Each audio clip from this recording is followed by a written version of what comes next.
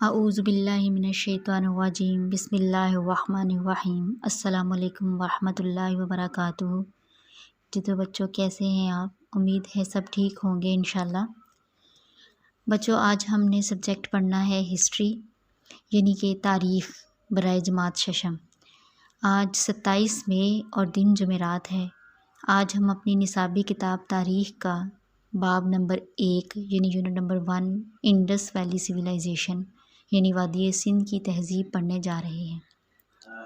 وادی سندھ کی تہذیب ہماری جو کتاب ہے تاریخ کی اس کا پہلا باب ہے، اس کی پہلا یونٹ ہے اس کا۔ سب سے پہلے ہم پڑھیں گے تاریخ کی اہمیت، یا یوں کہیے کہ ہم پڑھیں گے کہ تاریخ پڑھنا کیوں ضروری ہے، یعنی ہم تاریخ کو کیوں پڑھتے ہیں۔ بہت سے بچوں کے ذہن میں یہ سوال آتا ہے کہ ہمیں تاریخ پڑھنے کی کیا ضرورت ہے۔ وادی سندھ کی تہذیب کو جب ہم دیکھتے ہیں تو یہ تو کئی 100 سال پرانی تہذیب ہے، تو ہمیں اس کو جان کر کیا کرنا ہے۔ تو بچوں ایک بات اور ایک مقولہ بہت مشہور ہے کہ جو انسان اپنے ماضی کو بھول جاتا ہے اس کا کوئی مستقبل نہیں ہوتا۔ اس کا مطلب یہ ہے کہ ہم کہیں نہ کہیں اپنے ماضی سے جڑے ہوئے ہوتے ہیں، اور تاریخ سے سبق حاصل کر کے ہم اپنے آج کو یعنی اپنے حال کو بہتر کرتے ہیں اور مستقبل کے لیے اچھی پلاننگ کرتے ہیں۔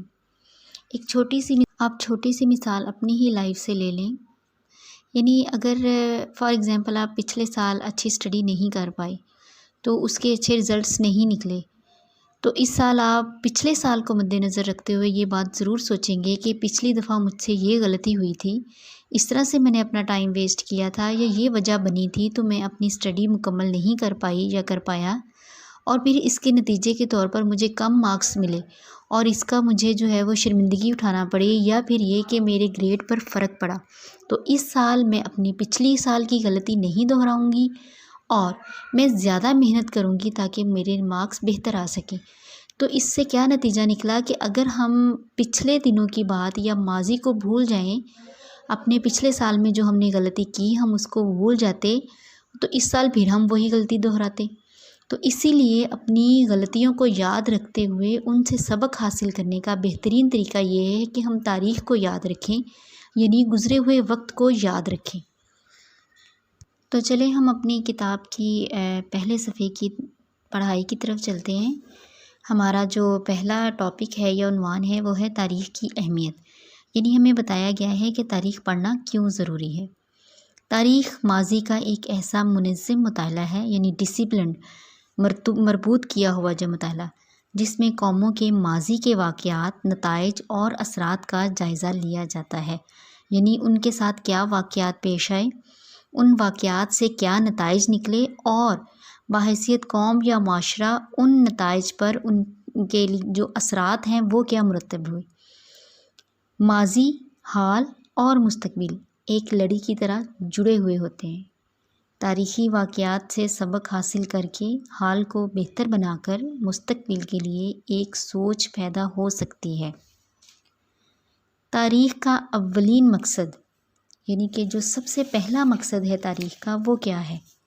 وہ یہ ہے کہ ملکی اور قومی روایات سے نئی نسل کو باخبر رکھنا، یعنی جو ہماری ملک کا جو اثاثہ ہے، جو ہماری تہذیب ہے، جو ہمارا کلچر ہے، ہماری روایات ہیں، اس کو نئی نسل یعنی بچوں کو یعنی آپ کو اس سے باخبر رکھنا۔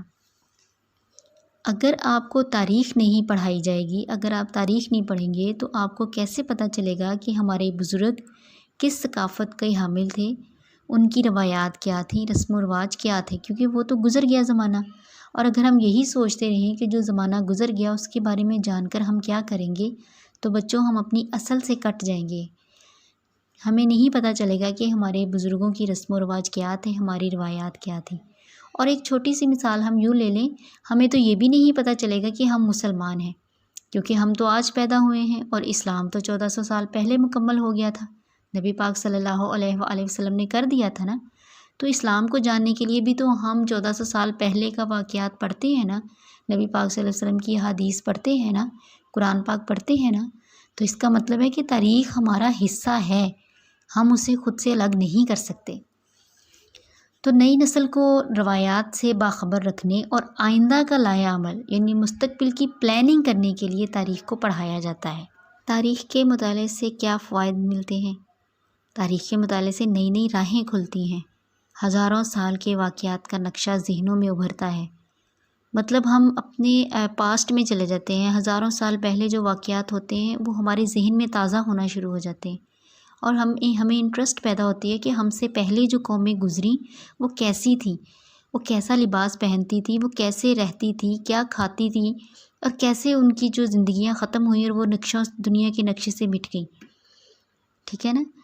اور قوموں کے کھانے پینے، لباس، رہن سہن، پیشوں، امارات یعنی ان کے گھر کیسے تھے، عروج و زوال کہ کیسے وہ ٹاپ پر پہنچی اور پھر کیسے ختم ہوئی، اور تباہی کے بارے میں معلومات ملتی ہے۔ مطالعہ تاریخ سے ہمیں قوموں کے تاریخی ورثے اور اقدار کا پتہ چلتا ہے، یعنی ان کی تہذیب کا، ان کی قدروں کا، ان کی رسم و رواج کا پتہ چلتا ہے۔ ماضی کی معلومات کا بڑا ذریعہ آثار قدیمہ کا مطالعہ ہے۔ آثار قدیمہ یعنی کہ جو تاریخ کی باقیات بچی ہیں، جو تھوڑے بہت ان شہروں کے آثار ہیں، ان کو ہم اگر مطالعہ کریں، ان کے بارے میں جانچ پڑتال کریں تو ہمیں تاریخ کے بارے میں زیادہ بہتر طریقے سے آگاہی حاصل ہوتی ہے۔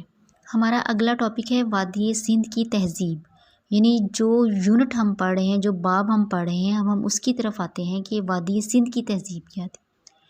وادی سندھ کی تہذیب دنیا کی قدیم ترین تہذیبوں میں سے ایک ہے، یعنی بہت پرانی تہذیب ہے۔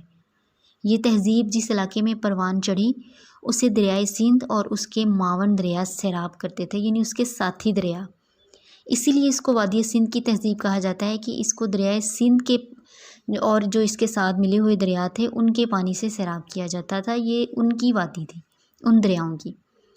اس تہذیب کے آثار کہاں ملے ہیں، یعنی کہ کہاں پر اس تہذیب کے اثرات نمودار ہوئے، کہ کہاں کہاں یہ تہذیب واقع تھی؟ تو سندھ میں موہنجو داڑو شہر ہے، موہنجو داڑو، اور پنجاب میں دریائے راوی کے کنارے ہڑپا، جسے آج کل ہم ضلع ساہیوال کہتے ہیں، اس میں پائے گئے ہیں۔ اور اس کے ساتھ ساتھ پاکستان اور مغربی بھارت میں بھی اس تہذیب کے قریباً 1500 اضافی آثار اور بستیاں دریافت ہو چکی ہیں۔ اب تھوڑی سی جو انفارمیشن ہے یا تھوڑی سی معلومات ہم موہنجو داڑو اور ہڑپا کے بارے میں لیتے ہیں۔ موہنجو داڑو اور ہڑپا کی معلومات سے پہلے ہم دیکھتے ہیں کہ جو ابھی ہم نے ٹاپک پڑھا ہے وادی سندھ کی تہذیب، اس میں ہمارا مختصر سوال نمبر 1 کا جواب موجود ہے۔ ہمارا پہلا سوال ہے، مختصر سوال ہے، وادی سندھ کی تہذیب کہاں واقع ہے؟ تو اس کا جواب یہ ہے، وادی سندھ کی تہذیب دریائے سندھ اور اس کے معاون دریاؤں کے سیراب کردہ علاقے میں پروان چڑھی۔ پاکستان اور مغربی بھارت میں اس تہذیب کے آثار اور بستیاں واقع ہیں۔ تو پہلے ہم پڑھتے ہیں موہنجو داڑو کے متعلق۔ موہنجو داڑو جو ہے وہ سندھی زبان کا لفظ ہے جس کا مطلب ہے مردوں کا ٹیلہ، اور یہ جو شہر ہے بہترین منصوبہ بندی سے سجایا گیا تھا۔ آپ اگر اس کے نقشے کو دیکھیں، پوری دنیا میں ہمیں موہنجو داڑو پاکستان کے نقشے میں سندھ کے علاقے میں نظر آ رہا ہے۔ وہ جو ریڈ سے ڈاٹس آپ کو نظر آ رہے ہیں نا، یہ صوبہ سندھ میں موہنجو داڑو کا ایریا ہے، ٹھیک ہے۔ اور اگر ہم صرف سندھ کا نقشہ دیکھیں تو بھی آپ کو پتہ چلے گا کہ سندھ کے تقریباً نارتھ میں جو ہے وہ موہنجو داڑو کا شہر واقع ہے، اور اس کی ایگزیکٹ لوکیشن جی ہے لاڑکانہ، ڈسٹرکٹ سندھ، پاکستان۔ اور اس کے بعد ہم بات کریں گے ہڑپا کی، تو ہڑپا بھی پاکستان میں واقع ہے، اور جبکہ یہ پاکستان کے صوبہ پنجاب کا علاقہ ہے، جو کہ آج کل ہم ضلع ساہیوال کہتے ہیں جسے، اس میں ہے۔ اور ہڑپا پاکستان کا ایک قدیم شہر ہے جس کے کھنڈر پنجاب میں ساہیوال سے 35 کلومیٹر مغرب کی طرف چیچا وطنی شہر سے 15 کلومیٹر پہلے کھدائی کے دوران ملے ہیں۔ ہڑپا کے مطلب کے بارے میں، یعنی ہڑپا کا کیا مطلب ہے، 2 روایات ملتی ہیں۔ اول رگے وید، رگے وید ہندوؤں کی ایک کتاب ہے، اس میں اس کے نام کے بارے میں بتایا گیا ہے کہ ہری بویا، یعنی کہ رگے وید کے حوالے سے اس کا قدیم نام ہری بویا ہے، جس کے معنی تھے سنہری قربان گاہ، جو بعد میں ہڑپا بن گیا۔ جبکہ دوسری روایت میں ہے کہ ماہرین کے مطابق ہڑپا پنجابی زبان کے لفظ ہڑپ سے نکلا ہے، جس کے معنی کھا جانے یا نگل جانے کے ہیں۔ جب اس قدیم شہر پر تباہی آئی تو لوگوں نے اسے ہڑپ کہنا شروع کر دیا، جو بعد میں ہڑپا کہلانے لگا۔ تو بچوں، ابھی تک ہم نے اپنے نصابی کتاب کے صفحہ نمبر 1 اور صفحہ نمبر 2 کی پڑھائی کی ہے۔ جس میں آپ کے 2 ٹاپک آئے ہیں، ایک تو تاریخ کی اہمیت اور دوسری وادی سندھ کی تہذیب۔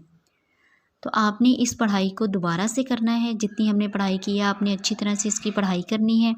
اس میں ہمارا جو سوال نمبر 1 مختصر سوال نمبر 1 آتا ہے، اسے آپ نے کاپی پر لکھنا اور یاد کرنا ہے، اور اس کے ساتھ ساتھ جو میں نے آپ کو ہڑپا اور موئنجو داڑو کی تعریف بتائی ہے یا ان کے میننگز بتائے ہیں، وہ بھی آپ نے کاپی پر لکھنے اور یاد کرنے ہیں۔ اللہ تعالیٰ آپ کا حامی و ناصر ہو، ہم سب کو اپنے حفظ و امان میں رکھے۔ اللہ حافظ۔